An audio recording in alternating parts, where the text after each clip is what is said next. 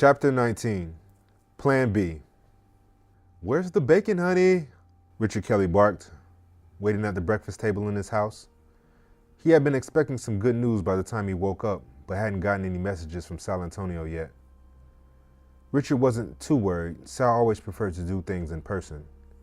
That was another reason Richard liked keeping him around. However, today was different. With every passing minute, Richard was getting uneasy. Coming.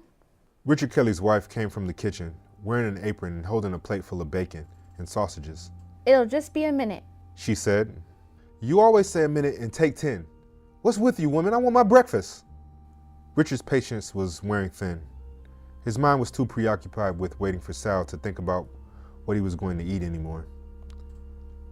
As if on its own, his hand began moving, and he grabbed a large piece of bacon with his fork and ate it whole. There was so much at stake and so much emotion, he thought. It was the perfect time to escape. The detective would have been dead by now, and the open window to escape this blasted city was now. Richard knew that he couldn't keep this ruse going for much longer, no matter how many cars were sold.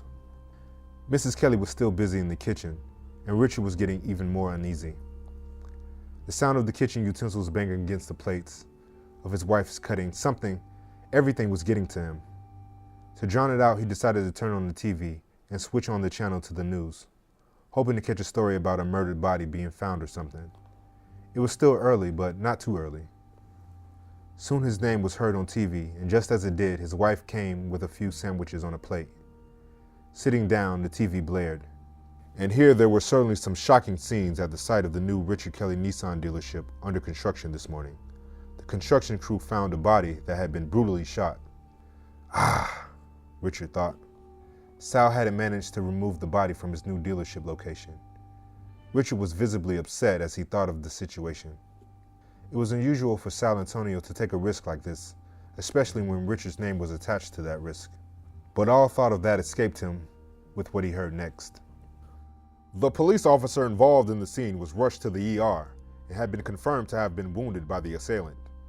It was also confirmed that the lifeless body was one Sal Antonio, who is believed to be an employer of that dealership. It is still unclear whether this has anything to do with the dealership itself. The officers on scene have so far refused to comment, pending an investigation. We have the statement of one Detective Kelly, who is the lead investigator of this case." Both Mr. and Mrs. Kelly stopped eating. The news reported of Sal Antonio's death and that the officer being injured was shocking to both. Richard, did you know anything about this? Mrs. Kelly asked. Richard remained quiet. Wait, isn't that Sal? Our Sal? Sal Antonio? Oh my God, isn't that the one you had mentored as a teen? His wife exclaimed, pointing at the TV with a fork, but Richard remained quiet. Richard, can you hear me? Did you know about this? Is Sal involved in something? I hope he isn't. All those years you getting him on his feet, I hope he didn't throw it all away for a quick buck. "What the hell?" Richard finally spoke. I cannot believe this happened." He wiped his face with a napkin, still thinking. Poor Sal. He looked towards his wife. "I'm going to the car dealership right away." He got up as he said it. "The location is still under construction and no one should have been able to access the facility except for the construction crew," informed Richard Kelly. Mrs. Kelly got up with him. Yes, dear. Please keep me informed of the details. I hope Sal was not doing anything illegal. Let me know whatever happens.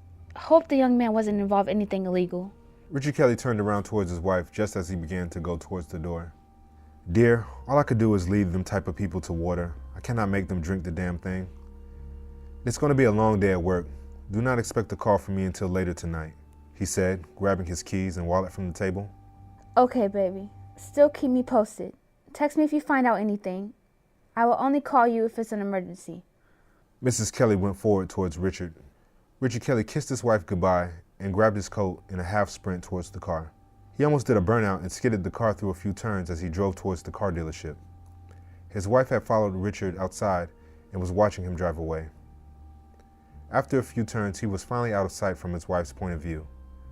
Right after that, Richard turned his car in the direction of the highway leading out of the city. He stopped at the gas station near the highway exit to refuel his car and pick up snacks for a long journey. it was time to put his Plan B in operation. Richard Kelly had been driving for over 5 hours on I-95 South when his cell phone buzzed. He picked it up and saw that it was his wife calling. He could do nothing other than leave it ringing. He pressed the volume button to silence the noise and ignored her call. On the ride, he saw cars passing by him. Some were new, the kind you see in commercials rather than car lots. He thought of the cars he would sell. Bling over everything else for some and bang over buck for others. He had made a fortune by making people give too much for too little, and he wasn't about to let that fortune go. It was high time that he carved out a piece of the world for himself and lived his life in peace. Richard Kelly was getting older and tired.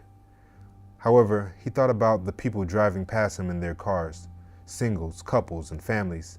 He reminisced about how he had cheated many like them and how easy it was to convince them to pay high interest loans on cars they really couldn't afford. However, before his thoughts could continue, it was replaced with the annoying sound of his cell phone once again. Richard pressed the volume button again to quiet it down and continued to drive towards Miami, Florida. 2 hours later, his wife called again and left him a message. He guessed it might be a long one, because she would have a lot to say to him.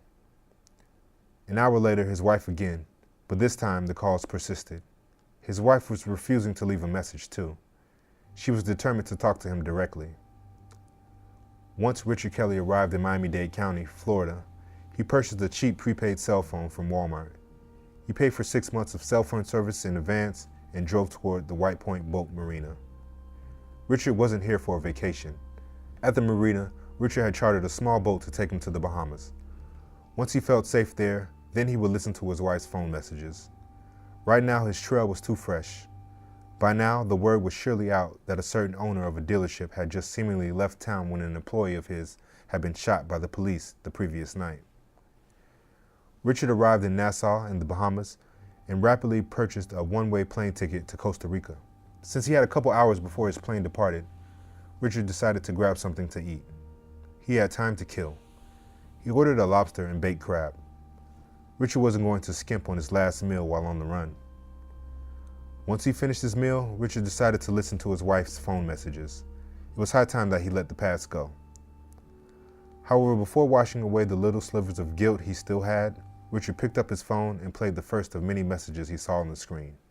Richard, honey, please call me back. There are some gentlemen here from the police department wanting to talk to you about Sal Antonio. They went to your office to talk to you, but you were out of your office at the time, honey. I told them you went to lunch or left to assist Sal's family with his funeral arrangements. The gentlemen are asking about your whereabouts, and I don't really know if you're somewhere on the business or out for lunch. Call me back, baby, and let me know. Love you. The phone went silent. A glint of a tear appeared on Richard Kelly's face. However, he quickly wiped it away before he played the next one. Richard, what's going on? Where are you? The FBI is now at our house, and the news and the media is here too. Even our neighbors are outside our house. I'm scared. They are tearing our house apart, looking for documents. They're not telling me what you did, or what Sal did, or what anyone else is involved in. Richard, what did you do? What's going on? Richard, please call me back. A smile appeared on Richard's face. He knew they would waste hours, if not days, skimming through and searching in places where there was no substance. The only thing they would find are the documents that any citizen would have, and if they had broken into the office of his dealership by now, they find the same documents submitted to the IRS, forged or otherwise. Richard went on to the next message and pressed play. Damn you, Richard. The FBI has shown me the photo of you and another woman with a little boy. They are looking for drugs in our home. Where the fuck are you? The Social Services Department has taken our children. Whatever you have done, please come back and make this right. The FBI is talking about arresting me on conspiracy charges. Why is this happening? Who are these people? Who is that woman? Call me right fucking now. There was just one message after this and then nothing. Richard took a deep breath and pressed play on the final message. You son of a bitch. You had me sign all these fucking business documents when we first got married and I never read any of them. You put all companies in my damn name? The FBI is going to send me to prison. I'm the mother of your 2 sons. I deserve better treatment from you. So do our kids. I hope you rot in hell for this, Richard fucking Kelly. You fat, dirty ass, white-bellied asshole. Rot in hell, you evil piece of shit. Fuck you. Richard Kelly laughed after hearing his wife's phone messages. Every cuss and scream was like music to his ears. The only way they could ever make him appear was if he could be a witness against his own wife, who had been the real brains of the operation. He'd make a deal in a few years where he could testify against her and get any charges against him dropped. He was duped by a much more sinister and cleverer woman, wasn't he? Blinded by love, he'd say in court. Laughing, he then tossed his old cell phone in the trash as he boarded his plane. He was flying in first class, a direct flight. Richard was pleased as the plane reached flying altitude. He knew the U.S. government could not touch him in Costa Rica. Even if they tried, his record was clean there. When Richard arrived in Costa Rica, he was greeted by a beautiful young woman and a little boy named Richard. The boy was named after his father. Richard Sr. hugged and kissed them both, and they were driven by a driver towards his marbled villa in a brand new Nissan. Cynthia Brown was in stable condition at the local hospital back in town. To ensure her safety, the police department had a guard posted outside of her room until the location of Richard Kelly was acknowledged. Richard Kelly was a person of great interest to the local authorities and the FBI, though they were still undecided on whether it was Richard or his wife that were truly the right people to consider as suspects, or even both. Many had already begun speculating that anyone thinking it was Mrs. Kelly that ran the show would be delusional at best and stupid at worst. Nobody could ever doubt that a man like Richard Kelly, already a known scammer because of his dealership, could easily run a crime ring, especially one that dealt in hardcore drugs. The police were out in full force that morning, with calls left and right about captures, potential witnesses, suspects, and much more. As she lay in the hospital bed, Cynthia Brown contemplated her entire ordeal. She concluded that Detective Kelly set her up to be ambushed. But why? Cynthia posed no threat to him, yet he wanted her dead. She half considered that it might have been the detective that would be the one being set up in the first place. However, she imagined that to be too much of a coincidence. Just as her blood started to boil from her anger, Detective Kelly entered her room, surprising the police officer. Detective Kelly looked at Cynthia with a smile. Officer Brown, how are you feeling? I am so sorry for what happened to you. You gave us all a scare earlier. We did not know if you were going to pull through your surgery. Thank God you're still with us. I've been praying for you. The officer stationed outside was still there, and Cynthia eyed him to reassure her of her protection. However, before Cynthia Brown could respond to the detective, he leaned over her bed and talked in her ear. Look, at this moment, I can kill you, and no one can help you. Detective Kelly said in a menacing voice, enough to make Cynthia freeze. Matter of fact, I can kill you anytime I want to, and there is nothing no one can do to prevent this from happening. Now, you could either die here today or work for me. The choice is yours, and you will only have this opportunity to answer me once. Detective Kelly backed up and flashed a smile once again. He was staring at the white-faced Cynthia, who looked like all her blood had been drained from her face. Cheer up. You have already made it through the rough part. It's all in the job description of being a good police officer. Moments like this happened. It's not that bad. This is how you earn your stripes. I promise you, when I get promoted, you will also get promoted too. We both will rise up the ranks fast. I need you to be my eyes and ears in this city. You will pick up the money, and I will be the enforcer. One day, I'm going to be police chief, and you will be my second in command. Police officer Cynthia Brown, knowing she had no choice, and with tears running down her face, answered him.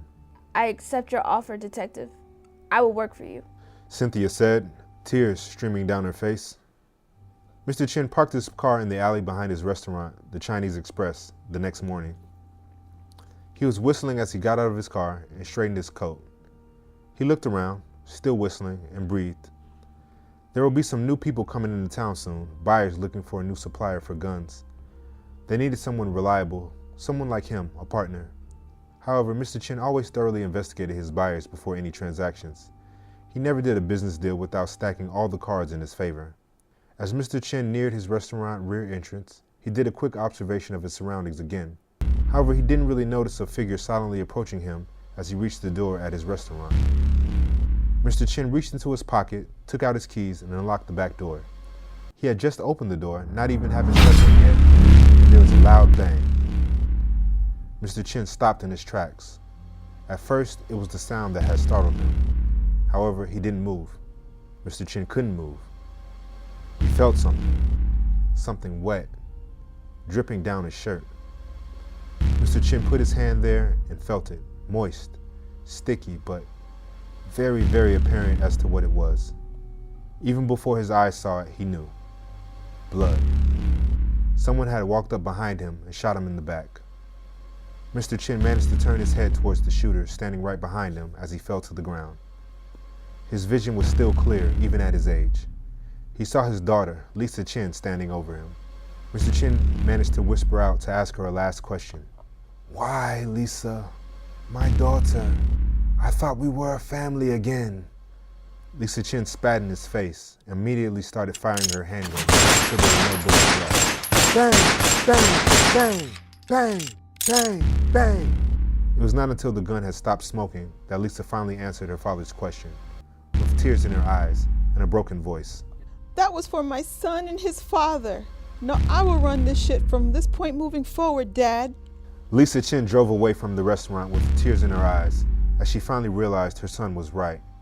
In this city, everyone has. Thank you so much for hanging out with us. If you had fun or picked up anything from this episode, please assist us by hitting the like, subscribe, and notification buttons. You can also comment and share our content. These small things really help our channel and mean a lot to us. Also, special thanks to our Patreon supporters. You guys are the heartbeat of this channel, and we can't thank you enough for being so generous. If you would like to join our Patreon community, please click on the link below. You can contribute as little as $5 per month. You can get all kinds of perks. You can even buy merchandise of your favorite characters at our shop store. Click on the link provided below. That's going to do it for now. Until next time, remember you are cherished by us. So be kind and know that we consider you as family.